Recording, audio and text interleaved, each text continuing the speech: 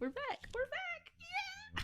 Okay. It's crazy because I wanted to make this video, but I was doing like the little research on what other people already had out there because I didn't want to be repetitive. And a lot of them are like, if I could go back in time, you can't. You can't. You cannot go back in time. Sorry, I got a little carried away there. But all these videos always have the same tips. Choose a dialect, prioritize speaking, watch TV shows, and record yourself. It's like, you can watch a billion of these videos and they all say the same thing. Y'all never watch these videos before. That's literally all they say. Okay, this is not going to be one of those videos. All right, so these 20 tips are split into 4 sections or 4 categories. Number 1, mindset and motivation. Number 2, routine and scheduling.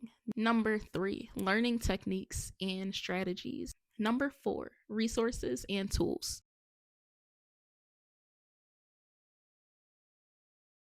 You need a notebook. Grab a notebook, grab something, take out your phone, go to your notes app. You need to take notes on these, okay? I want you to leave with at least 1 note for every category. So there are 4 categories. You should leave here with at least 4 things written down about what you are going to use or incorporate into your Spanish journey. 4 things. That's it. There are 20. There are 20 to choose from. If I'm that terrible at giving advice, and you can't get 4, I don't know. Maybe I just should never give advice again. I don't know. I'm gonna keep doing it. But I really hope you have 4 takeaways. At least 4. If you have 20, I'm doing a really good job. But at least 4 takeaways.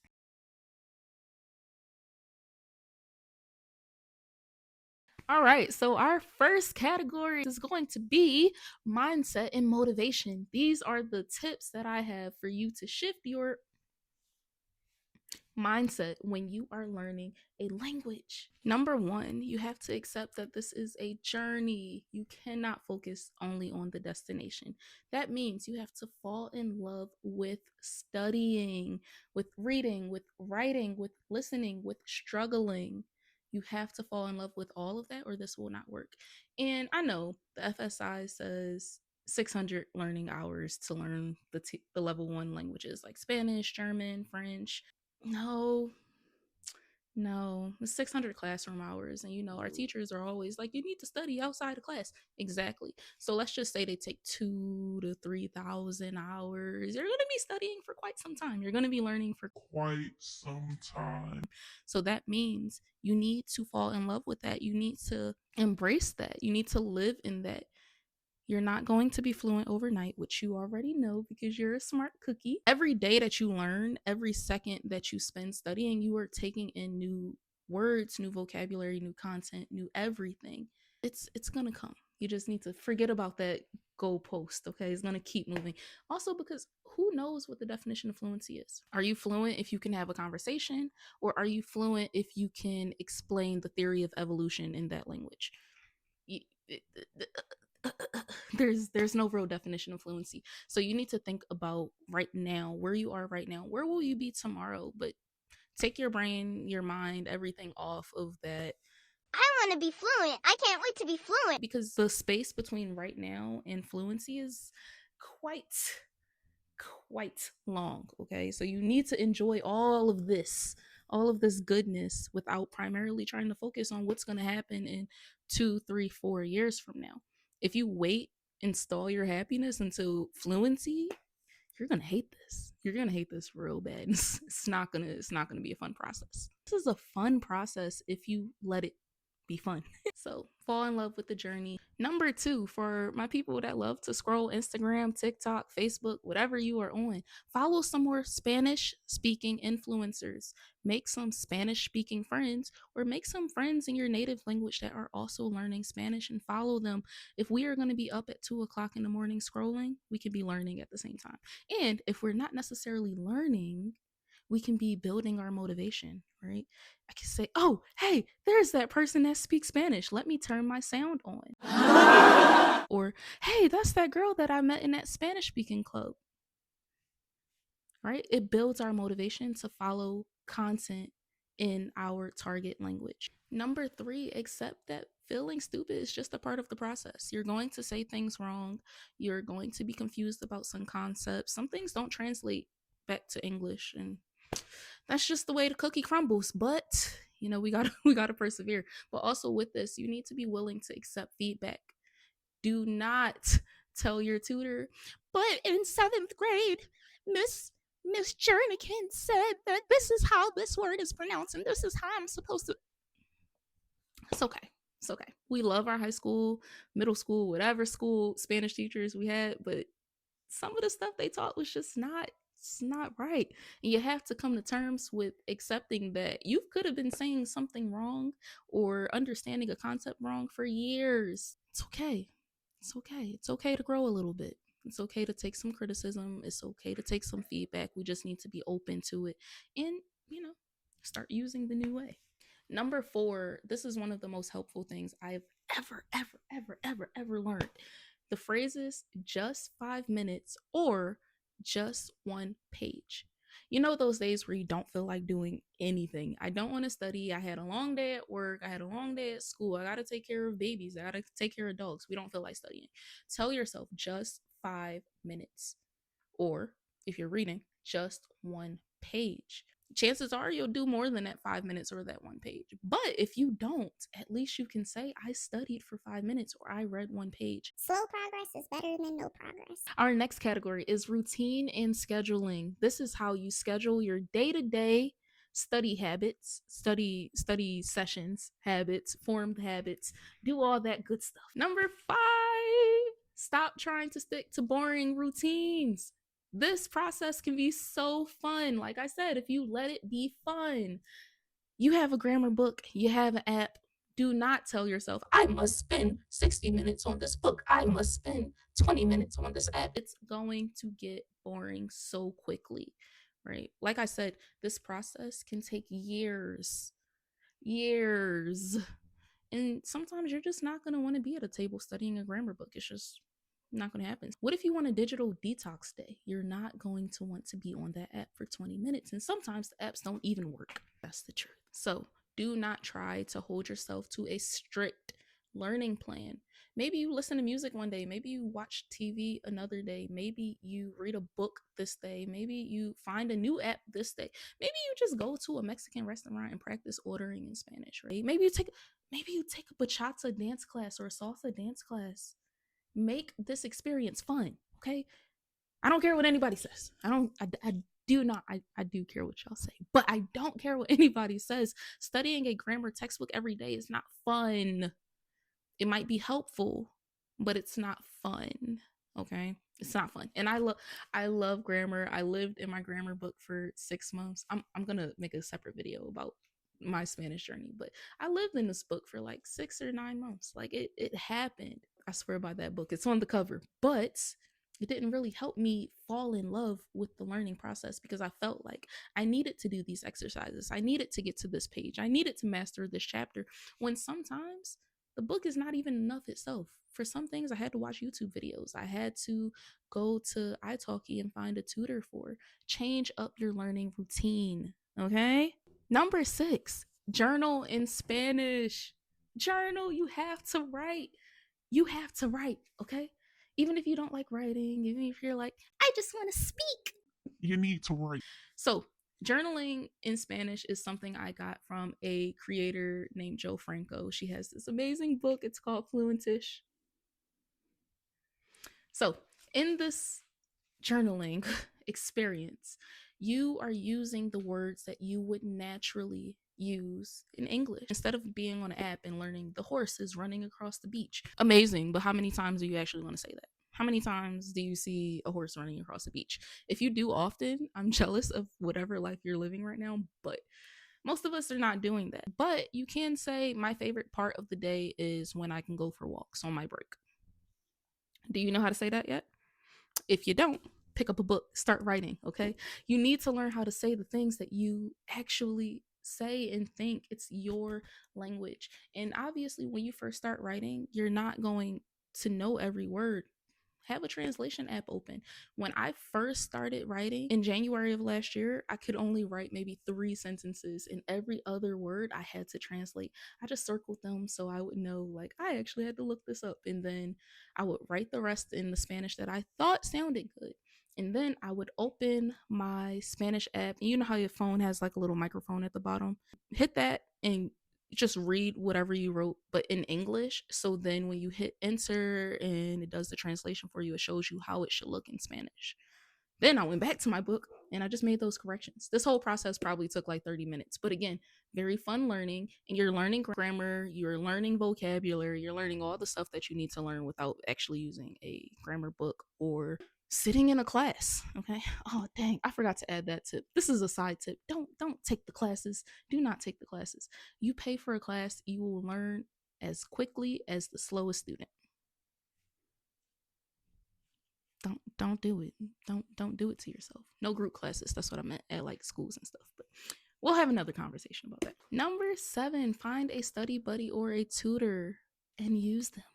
Meet weekly, meet every other day, meet as often as you can and as often as you can afford to speak to them. You want this one-on-one with other people. And when I say study buddy, you could find another English speaker that is trying to learn Spanish. I think that would be great motivation for both of you.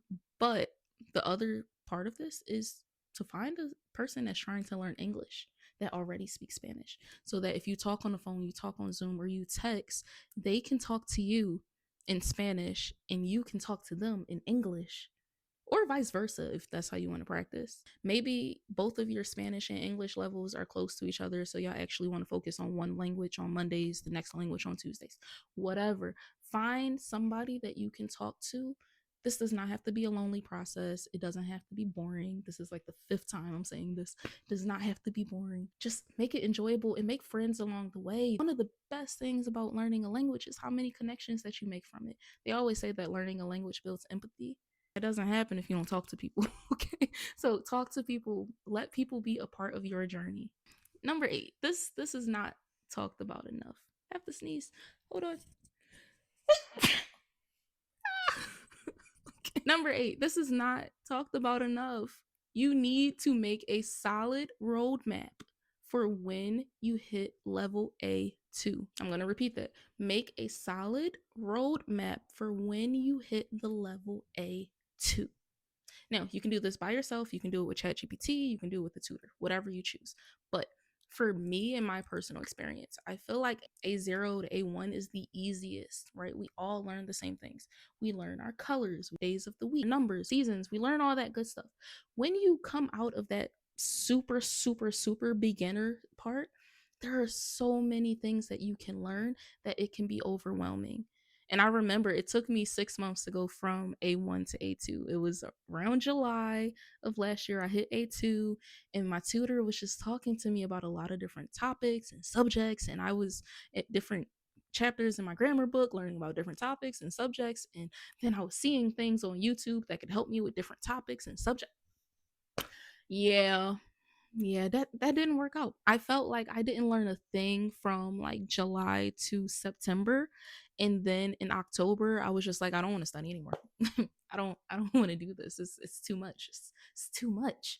And I stopped studying completely in October of last year, and I picked back up in November. But the problem was that there was not a solid roadmap in A2. There were past tenses that I could learn. There were future tenses I could learn. There were present progressive tenses that I could learn. There were different phrases that I could use, different slang vocabulary that I could use, different vocabulary in general that I could learn. Did I want to learn about different animals? Did I want to learn about climate? Did I want to learn about how to explain my job? There were just too many things, and I didn't know which one to do, so I tried to do them all. Trying to learn present continuous with past simple or past imperfect, or what's the one with the really long name? Plusa. Yep, that one if you know it. Trying to learn all that with like subjunctive, or trying to read more, or trying to journal more, or trying to, listen more and speak more and more and more and more and more and more. It gets overwhelming. Okay. So when you hit A2, or when you are approaching A2, make that roadmap. Maybe focus on one topic every 2 weeks, or every month, or even every 2 months, depending on how fast you learn. Don't overwhelm yourself, and please don't go into A2 without having a plan. I don't want you to get overwhelmed like I did, and I don't want you to take a break like I did just because I didn't know what to study. Number 9, practice over studying. I know that we love our grammar books, we love to study, we should, we're learning a language, but we also need to use the language. Using it is not the same as studying it. You can be in a book, but you actually need to speak. You need to journal. You need to use everything that you are studying in your head. And number 10, this goes hand in hand with number 9. Practice over planning. Okay? I have ADHD. I can plan the next year out if I wanted to, and I might have already done it. But practice over planning. Practice over planning. One more time for the people in the back. Practice over planning. Okay? What does this mean? This means that if you plan, make sure you are still practicing. I can get stuck 1000% in Reddit and in YouTube looking at how other people learn their language. I can do it all day. I sit here and they're like, if I could go back in time, these are the 10 things I would do. Or, this is how I learned Spanish. I spent 30 minutes on this. I did 1 chapter of this. I spent 3 days on this. I did 600 hours of this. I read 2,000 words of this. I can read that all day long. And I have. Okay? But you know what I didn't do? Study or use the language. Because what was I doing? Reading and watching how other people studied and used the language. Does that make a lot of sense to us? Like, if you can relate to that, just let me know. Let me know that I'm not alone. But I used to do that a lot, and especially in the beginning when I was like around A1. I'm like A2 right now, but like in the beginning of A2, I would do that a lot. I was just like, how did these other people do it? And I would spend hours and hours watching videos and looking at those things, and it's like, I didn't even study one vocabulary word in all this time. hmm, hmm.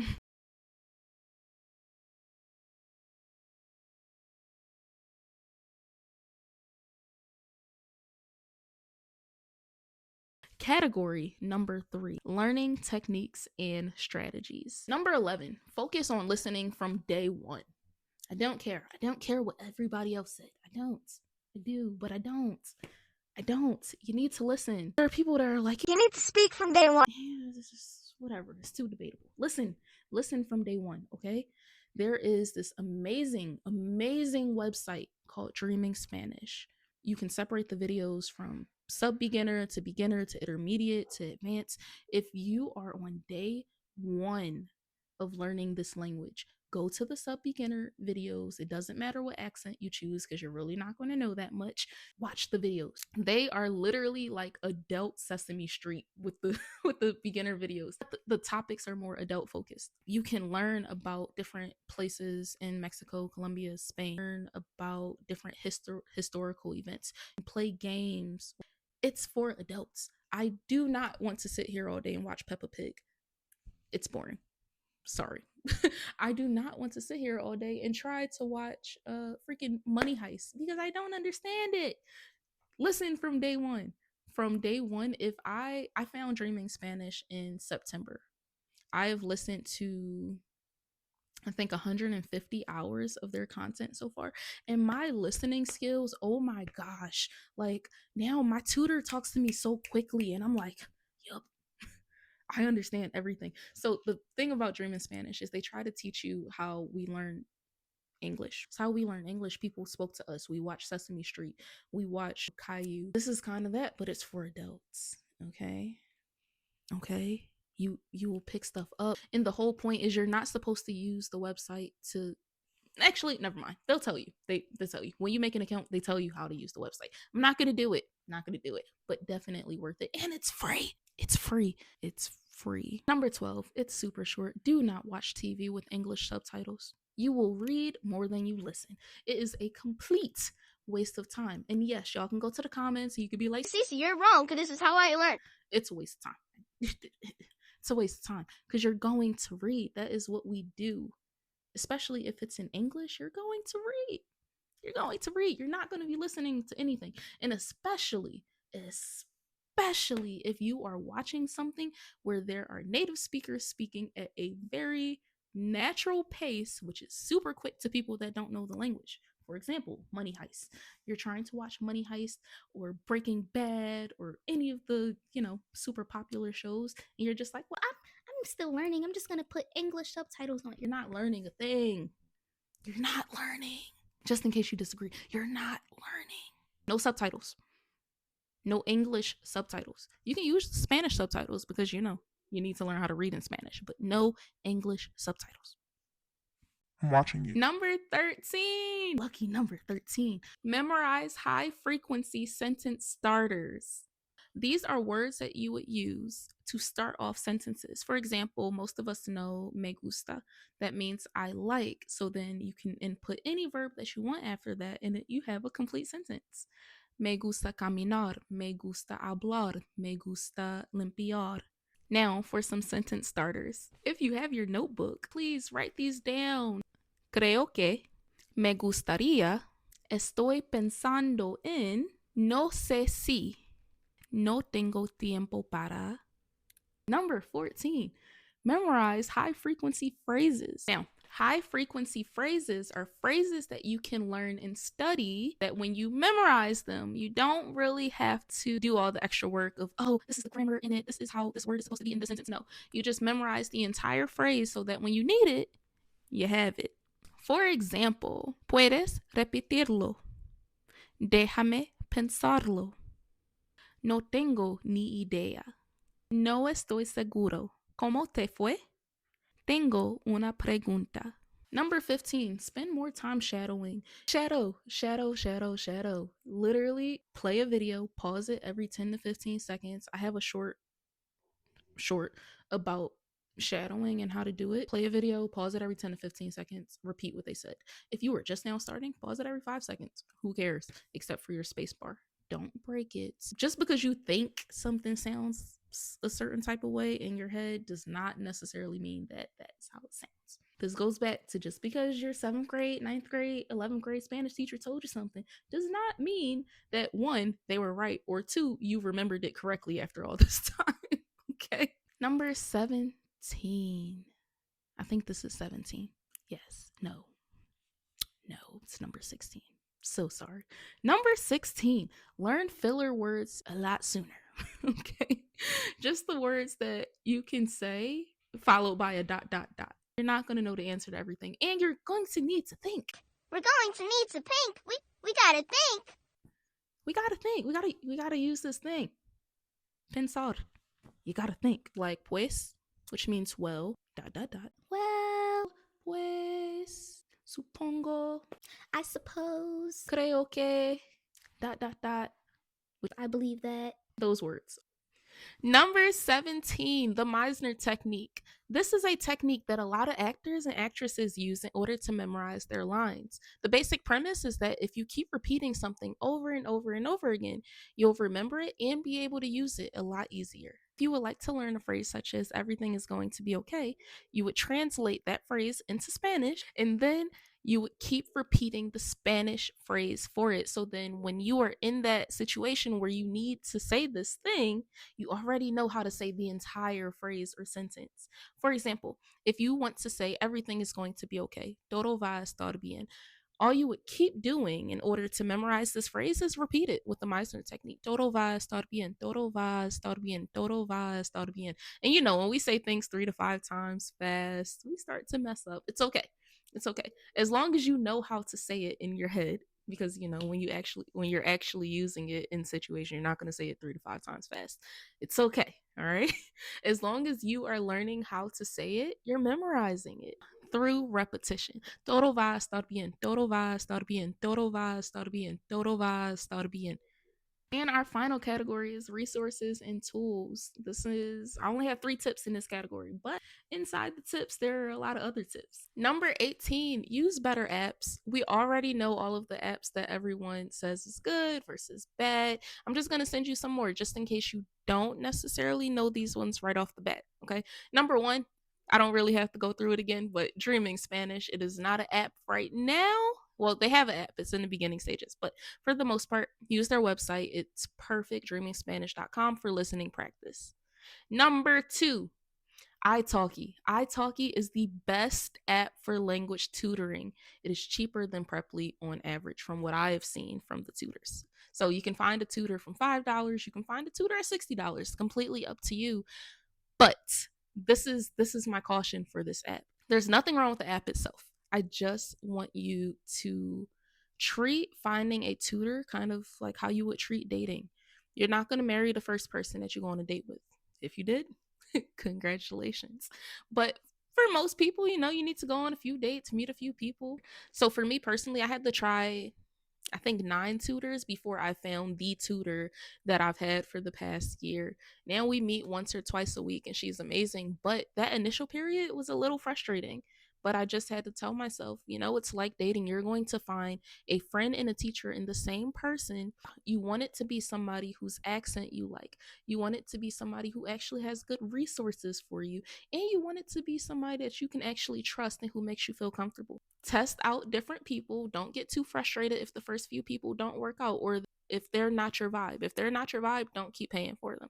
Just try somebody else and you will find your perfect tutor. The next app is Hello Talk. Now, this is an app, think of it kind of like language learning Facebook. You can only see people who are learning English and they can only see you because you're learning Spanish.